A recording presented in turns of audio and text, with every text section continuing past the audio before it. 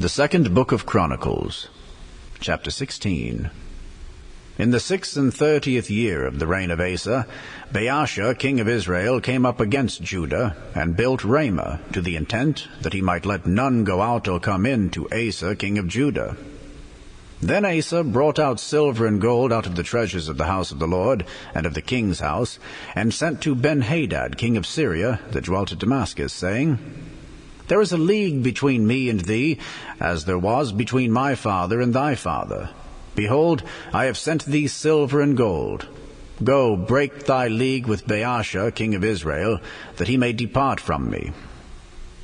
And Ben-Hadad hearkened unto King Asa, and sent the captains of his armies against the cities of Israel. And they smote Ijon and Dan, and Abel-Maim, and all the store cities of Naphtali. And it came to pass, when Baasha heard it, that he left off building of Ramah, and let his work cease. Then Asa the king took all Judah, and they carried away the stones of Ramah, and the timber thereof, wherewith Baasha was building, and he built therewith Geba and Mizpah. And at that time Hanani the seer came to Asa king of Judah, and said unto him, Because thou hast relied on the king of Syria, and not relied on the Lord thy God, therefore is the host of the king of Syria escaped out of thine hand. Were not the Ethiopians and the Lubims a huge host, with very many chariots and horsemen? Yet, because thou didst rely on the Lord, he delivered them into thine hand. For the eyes of the Lord run to and fro throughout the whole earth, to show himself strong in the behalf of them whose heart is perfect toward him. Herein thou hast done foolishly. Therefore from henceforth thou shalt have wars. Then Asa was wroth with the seer, and put him in a prison house, for he was in a rage with him because of this thing. And Asa oppressed some of the people the same time. And behold, the acts of Asa, first and last, lo, they are written in the book of the kings of Judah and Israel. And Asa, in the 39th year of his reign, was diseased in his feet, until his disease was exceeding great. Yet in his disease he sought not to the Lord, but to the physicians. And Asa slept with his fathers, and died in the 41st year of his reign. And they buried him in his own sepulchres, which he had made for himself in the city of David, and laid him in the bed which was filled with sweet odors and divers kinds of spices prepared by the apothecary's art. And they made a very great burning for him. The second book of Chronicles, Chapter 17. And Jehoshaphat his son reigned in his stead, and strengthened himself against Israel. And he placed forces in all the fenced cities of Judah, and set garrisons in the land of Judah, and in the cities of Ephraim, which Asa his father had taken. And the Lord was with Jehoshaphat, because he walked in the first ways of his father David, and sought not unto Baalim, but sought after the Lord God of his father, and walked in his commandments, and not after the doings of Israel. Therefore the Lord stablished the kingdom in his hand. And all Judah brought to Jehoshaphat presents, and he had riches and honor in abundance. And his heart was lifted up in the ways of the Lord. Moreover, he took away the high places and groves out of Judah.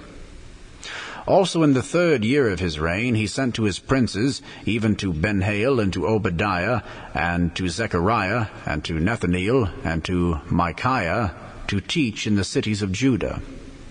And with them he sent Levites, even Shemaiah, and Nethaniah, and Zebediah, and Asahel, and Shemiramoth, and Jehonathan, and Adonijah, and Tobijah, and Tobadonijah, Levites.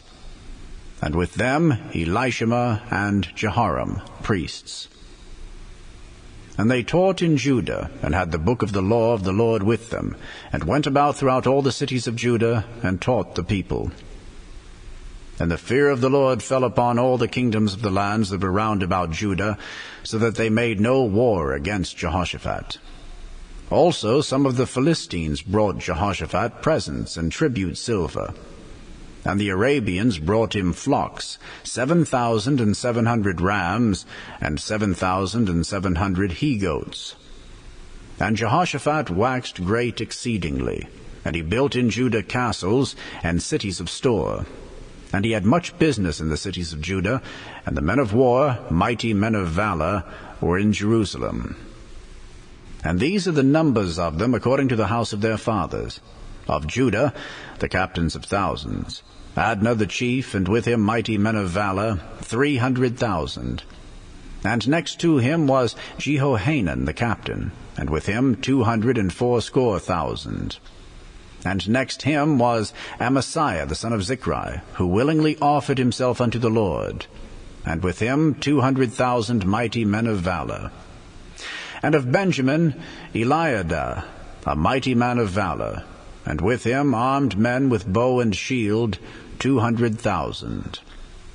And next him was Jehozabad, and with him 180,000 ready prepared for the war.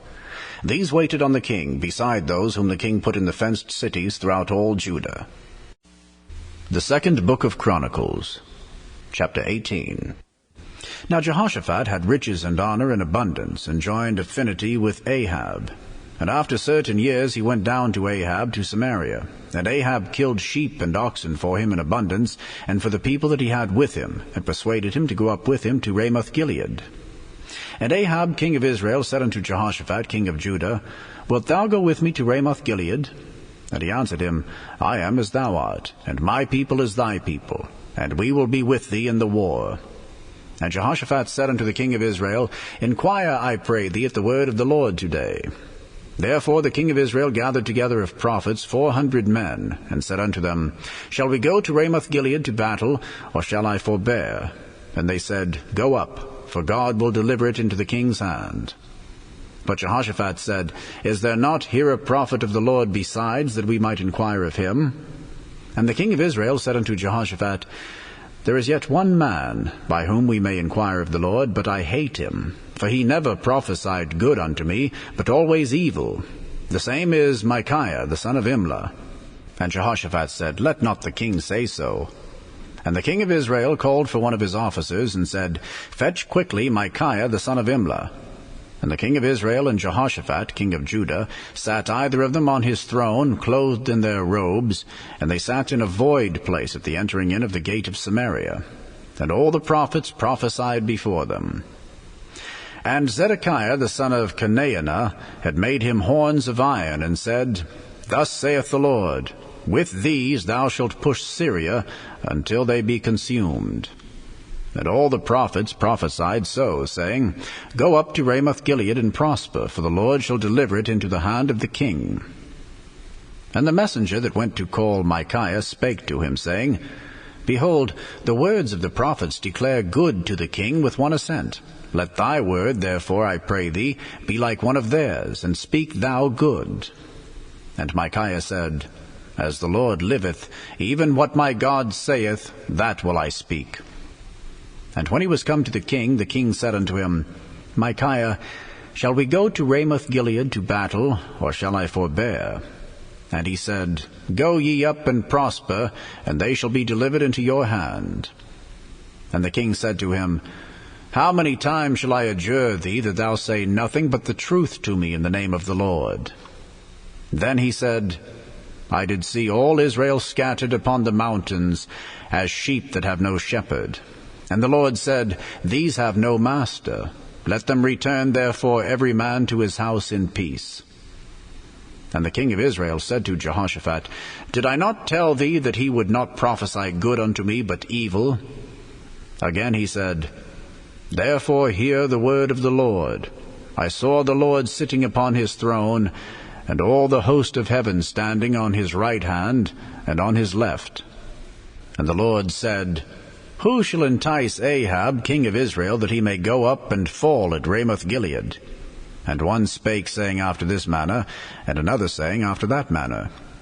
Then there came out a spirit, and stood before the Lord, and said, I will entice him. And the Lord said unto him, Wherewith? And he said, I will go out and be a lying spirit in the mouth of all his prophets. And the Lord said, Thou shalt entice him, and thou shalt also prevail. Go out and do even so. Now therefore, behold, the Lord hath put a lying spirit in the mouth of these thy prophets, and the Lord hath spoken evil against thee. Then Zedekiah the son of Chenaanah came near, and smote Micaiah upon the cheek, and said, Which way went the Spirit of the Lord from me to speak unto thee?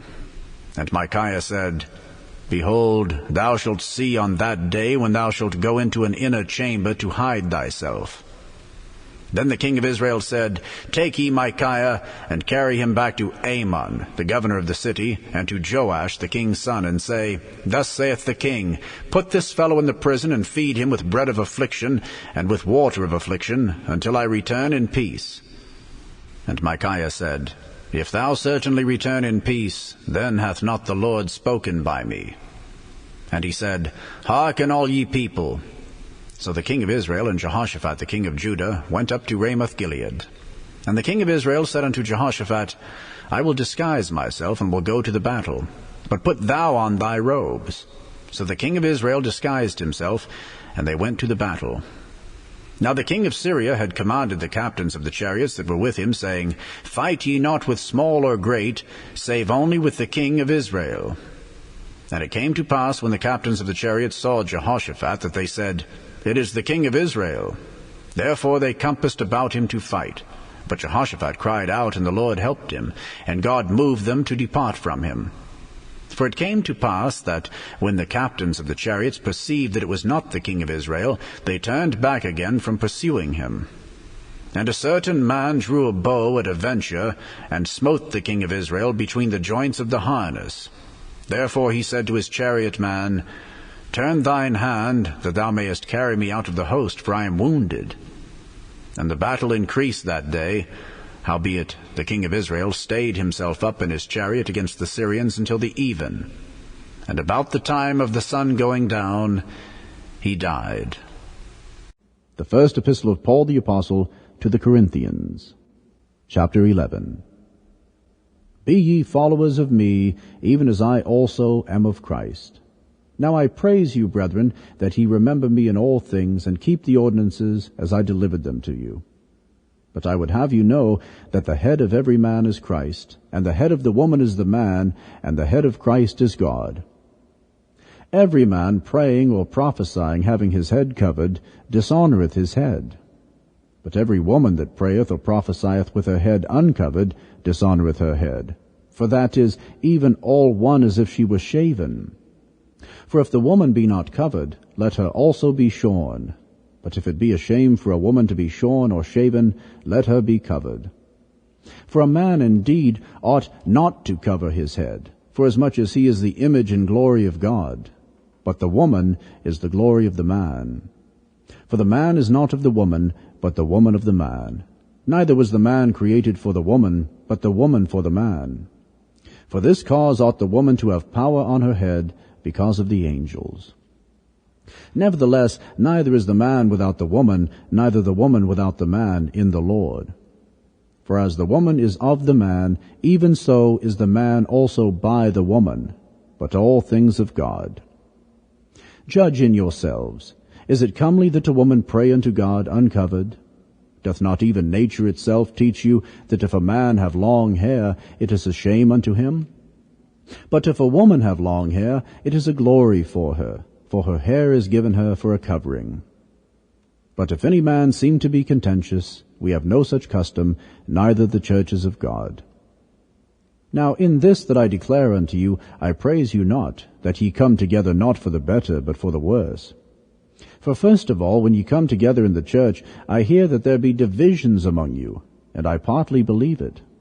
For there must also be heresies among you, that they which are approved may be made manifest among you. When ye come together therefore into one place, this is not to eat the Lord's supper. For in eating every one taketh before other his own supper, and one is hungry, and another is drunken. What? Have ye not houses to eat and to drink in? Or despise ye the church of God, and shame them that have not? What shall I say to you? Shall I praise you in this? I praise you not. For I have received of the Lord that which also I delivered unto you, that the Lord Jesus, the same night in which he was betrayed, took bread. And when he had given thanks, he brake it, and said, Take, eat, this is my body, which is broken for you. This do in remembrance of me. After the same manner also he took the cup when he had supped, saying, This cup is the New Testament in my blood. This do ye, as oft as ye drink it, in remembrance of me. For as often as ye eat this bread and drink this cup, ye do show the Lord's death till he come. Wherefore, whosoever shall eat this bread and drink this cup of the Lord unworthily shall be guilty of the body and blood of the Lord. But let a man examine himself, and so let him eat of that bread and drink of that cup. For he that eateth and drinketh unworthily eateth and drinketh damnation to himself, not discerning the Lord's body. For this cause many are weak and sickly among you, and many sleep.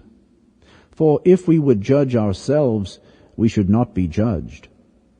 But when we are judged, we are chastened of the Lord, that we should not be condemned with the world. Wherefore, my brethren, when ye come together to eat, tarry one for another. And if any man hunger, let him eat at home, that ye come not together unto condemnation. And the rest will I set in order when I come.